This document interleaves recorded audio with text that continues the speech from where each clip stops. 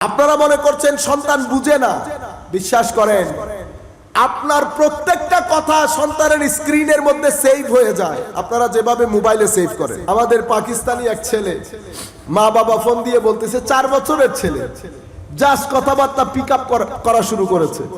সে এমন একটা গালি দেওয়া শুরু করেছে, মা বাপ অবাক হয়ে গেছে যে এই গালি সে পিক আপ করলো কোত্থেকে, এবং এতটাই অস্বস্তিকর, গালিটা এতটাই খারাপ আমি এখানে বলতে পারতেছি না। বাবা আমাকে মসজিদের মধ্যে এসেছে, ফোন দিয়েছে, আমাকে বলতেছে হুজুর এটা তো অনেক এম্বারেসমেন্ট বিষয়, কি করা যায়? কি হয়েছে? হুজুর এমন একটা গালি দেয় সে, আমি তো এখন তাকে নিয়ে যে কোথাও যাব এটাও তো করতে পারছি না। আমিও চিন্তা করলাম, ও উনি বলছেন আমি ঠিক বুঝতে পারছি না এই গালিটা কোত্থেকে পিক আপ করেছে। আমি বললাম আপনার থেকে করেছে, অথবা ঘরে কারো কাছ থেকে করেছে। হুজুর আমি তো দেই নাই, আল্লাহ মেয়ে না দিলে কি ফেরেশতা থেকে শিখছে? আপনি মনে করছেন সেই ছোট, আপনি এখন দিয়েছেন বলছি না, দিয়েছেন যখন থেকে সে বোঝা শুরু করেছে, বোঝা শুরু করেছে, সেটা পিক আপ করেছে। এবং সে ভবিষ্যতে যখন তার মুখ ফুটবে, ব্রেইন ডেভেলপ করবে, সে এমন প্রত্যেক কাজ কথা আপনাকে উপহার দেবে যেটা আপনি মায়ের পেটের শেষ অবস্থায় থাকাকালীন করে করে আসতেছেন, সে এটার রিঅ্যাকশন দিবে। আপনারা বুঝতে পারছেন? এভাবে এখন আমার নবী কি করেছেন? ইমামে হাসান, ইমামে হুসাইন, সাইয়্যিদা শাবাবে আহলিল জান্নাহ আমরা বলি না, জান্নাতের যুবকদের সর্দার। আমার নবী তৈরি করেছেন কিভাবে? সুবহানাল্লাহ। ফাতেমাতুজ জাহরা, সাইয়্যিদাতু নিসাই আহলিল জান্নাহ, ইনাদের জবান, ইনাদের চোখ, ইনাদের কান, আপনি যদি এগুলা, আমি মাদেরকে বলছি, এখন এই পর্যায়ে আমরা যদি এই বিষয়গুলোর উপর পরিপূর্ণ জোর না দেই, কি হবে জানেন? আপনার সন্তান ফিজিক্যাল গ্রোথ ফ্যান্টাস্টিক উপায় হবে, কলেজে দিবেন, ইউনিভার্সিটিতে দিবেন, সবকিছু করবেন, কিন্তু আপনি আমাকে বলেন এটার উদ্দেশ্য কি? কলেজে যাওয়া, এই যে আমরা রাত দিন এক করে দিচ্ছি ভালো একটা কলেজে পড়ানোর জন্য, ভালো একটা স্কুলে পড়ানোর জন্য, উদ্দেশ্য কি? উদ্দেশ্য হচ্ছে সেই জন্য ভালো একটা চাকরি পায়, এর বাইরে তো কোনো উদ্দেশ্য নাই। চাকরির দরকার কেন? হুজুর টাকার জন্য। এই তো আপনার দৌড়, এতটুকুন আপনার উদ্দেশ্য, শুধু ভালো একটা চাকরি অতঃপর টাকা। এখানে আপনার ভুল হয়ে গেছে। এখানেই আপনাকে আমার নবী হেদায়েতের কথা বলছে, আপনার ভিতরে অ্যাওয়ারনেস দিচ্ছে। সেটা কি? আমার নবী বলছেন উম্মত, আমি যদি আপনাদেরকে এই পরিভাষায় বুঝাই, পরিভাষা কি? টাকা মানে একটা ভালো চাকরির জন্য আপনার লেখাপড়া, অতঃপর চাকরি, অতঃপর টাকা, অতঃপর ভাত, আপনার সারভাইভাল। মানুষের জন্য কি এতটুকুনি যথেষ্ট? তো যদি এতটুকুন যথেষ্ট হয়, আপনি মন খারাপ কেন বলেন? তাহলে বোঝা যাচ্ছে মানুষ শুধুমাত্র শারীরিক না, মানুষের ভিতরে 3টা জিনিস রেখেছে, জিসম, কলব, রূহ। আপনি নিজেকে নিজে অ্যানালাইসিস করেন, আপনি কি? আপনি যদি রূহর অ্যাসপেক্ট বাতও দেন, আমি বলবো আপনাকে আপনি combination of both physical as well as spiritual. আপনি শরীর এবং আপনার মনস্তাত্ত্বিক জগৎ, কলব, বাতেন, রূহ, এটা আপনার স্পিরিচুয়াল ডাইমেনশন। আপনি যদি শুধু ফিজিক্যাল দুনিয়াকে খাদ্য দেন, এটার মাধ্যমে আপনার খিদা নিবারণ হবে। আর যদি আরো বেশি কিছু খান, এটার মাধ্যমে আপনি এনজয় করবেন, জিহ্বা এনজয় করবে, এতটুকু। কিন্তু আপনার স্পিরিচুয়াল ডাইমেনশনকে যদি আপনি ডিসরিগার্ড করেন, এটাকে যদি এটার খাদ্য বুঝিয়ে না দেন, তো আপনার স্পিরিচুয়াল দুনিয়া প্রটেস্ট করবে। যদি স্পিরিচুয়াল ডাইমেনশন ক্ষুধার্ত হয়ে প্রটেস্ট করে, ফিজিক্যাল ডাইমেনশন ক্ষুধার্ত হয়ে প্রটেস্ট করলে দুর্ভিক্ষ হয়। স্পিরিচুয়াল ডাইমেনশন যদি ক্ষুধার্ত হয়ে প্রটেস্ট করে, আপনি ডিপ্রেসড হবেন। কি হবে? ডিপ্রেসড হবেন, আত্মহত্যা করতে বাধ্য হবে, আপনার পৃথিবীর জীবন অস্থির হবে।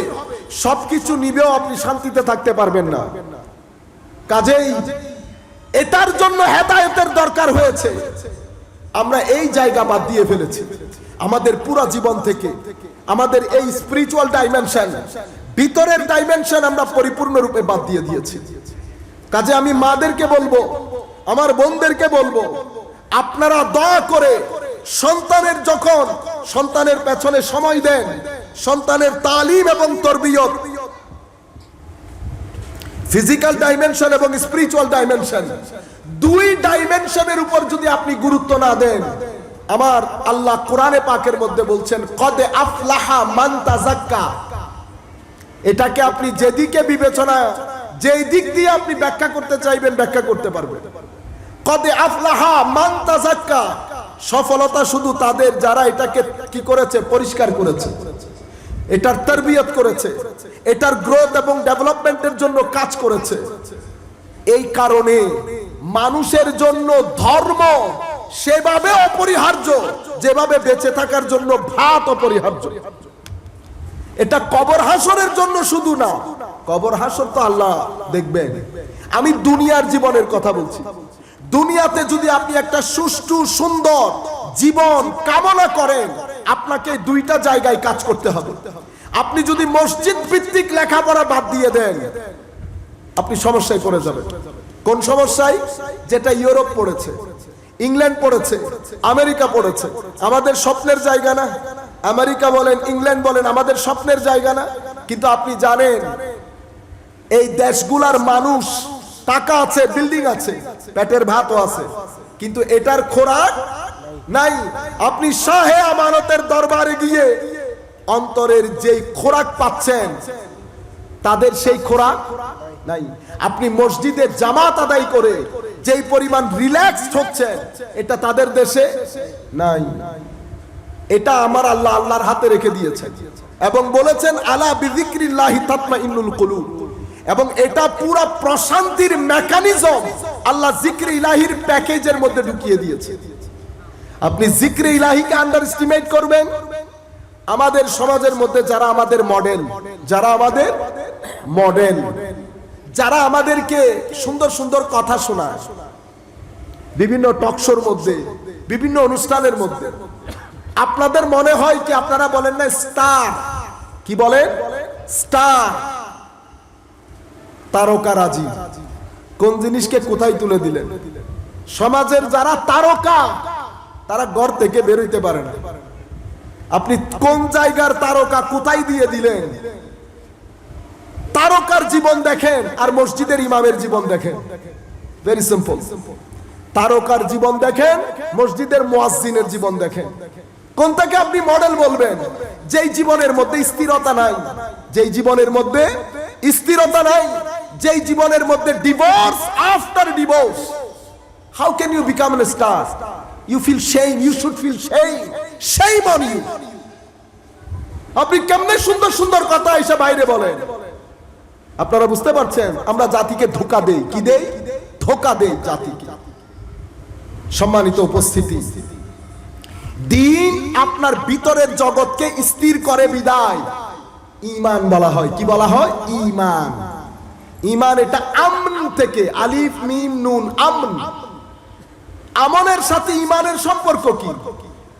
আমন এই কারণে বলা হয়, যখন আপনি ঈমান গ্রহণ করে মুখে সাক্ষী দেবেন, আপনার ভিতরে স্থিরতার একটা সুবাতাস বয়ে যাবে। এটা আপনার ভিতরকে অস্থির হতে দিবে না। কিন্তু আমরা বাংলার জমিনে আমরা আস্তে আস্তে দিনদারি ছেড়ে দিচ্ছি। আপনি দিনদারি ছেড়ে দেওয়ার কারণে আমাদের সমাজের মধ্যে গত 10 ইয়ার্সে, ইভেন লাস্ট 5 ইয়ার্সের যদি আপনি সার্ভে গুলা দেখেন, আপনি দেখবেন আমাদের এখানে আত্মহত্যার রেট হু হু করে বেড়ে যাচ্ছে। আমাদের এখানে ডিভোর্স রেট অতিমাত্রায় একেবারে এসকেলেট করছে। আমাদের এখানে ক্রাইম রেট অতিমাত্রায় বেড়ে যাচ্ছে। আমাদের এখানে ইফটিজিং রেট অতিমাত্রায় বেড়ে যাচ্ছে। আমাদের এখানে খুন যেগুলা হচ্ছে সেগুলা দিন দিন বিভৎস আকার ধারণ করছে। এগুলো আমাদের জন্য অ্যালার্মিং, এগুলো আমাদের জন্য অ্যালার্মিং। এই প্রত্যেক কিছু মিলাদুন নবী মাহফিলের মধ্যে আলোচনা হইতে হবে। কেন? কারণ এটা উম্মতের তালিমের দরজগাহ। কিসের দরজগাহ? উম্মতকে শিক্ষা দেওয়ার, দ্বীন, আখলাক, আদাব শিক্ষা দেওয়ার এটা জায়গা। এই মিলাদুন নবী এটা একটা উপলক্ষ, এটা একটা উপলক্ষ। আমরা এভাবে বিভিন্ন উপলক্ষ করি। শবে বরাত একটা উপলক্ষ, রবিউস সানি শরীফ একটা উপলক্ষ, মুহররম একটা উপলক্ষ, এই মেরাজ একটা উপলক্ষ। আমরা এগুলা করে আলটিমেট গোল হচ্ছে মানুষকে একসাথে করে এডুকেট করা, দ্বীনের তালিম দেওয়া। আপনারা বুঝতে পেরেছেন? এখন সুতরাং আমাদেরকে আরেকটু সজাগ হতে হবে। মাদেরকে বলবো, বিশেষ করে এখানে আপনাদের একটা সেন্ট্রাল রোল প্লে করতে হবে। যদি আপনি সেন্ট্রালি রোল প্লে করতে ব্যর্থ হন, আপনার সন্তানকে আপনি জাহান্নামের দিকে ধাক্কা দিয়ে পুশ করার নামান্তর হবে। আমার আল্লাহ বলছেন, ইয়া আইয়ুহাল্লাযীনা আমানু কু আনফুসাকুম ওয়া আহলিকুম নারা, তোমরা নিজেরা তোমাদের সন্তানদেরকে জাহান্নামের আগুন থেকে রক্ষা করো। কিভাবে রক্ষা করব?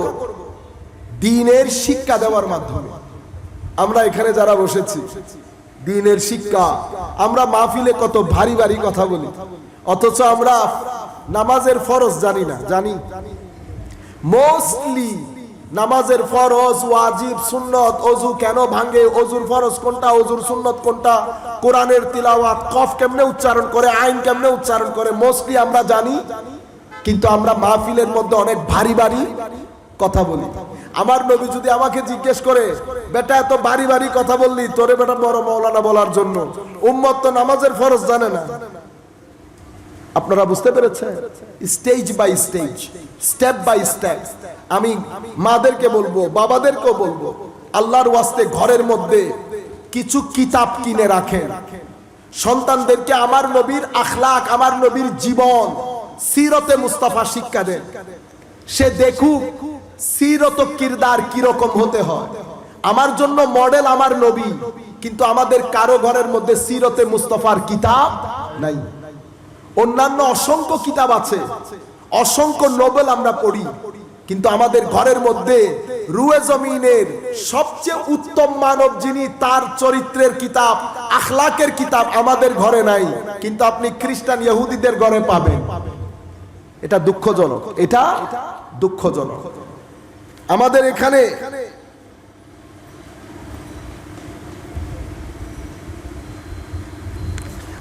এখানে তাসাউফ, সুফিবাদ, আউলিয়ায়ে কেরামের জীবনী আপনারা রাখেন। এগুলা মেডিসিনের মতো, অ্যান্টিবায়োটিকের মতো কাজ করে। কিছু করতে হবে না, আপনি ইমাম গাজালি 2-3টা কিতাব রাখেন, আপনার ছেলেকে পড়তে দেন, অ্যান্টিবায়োটিকের মতো কাজ করে।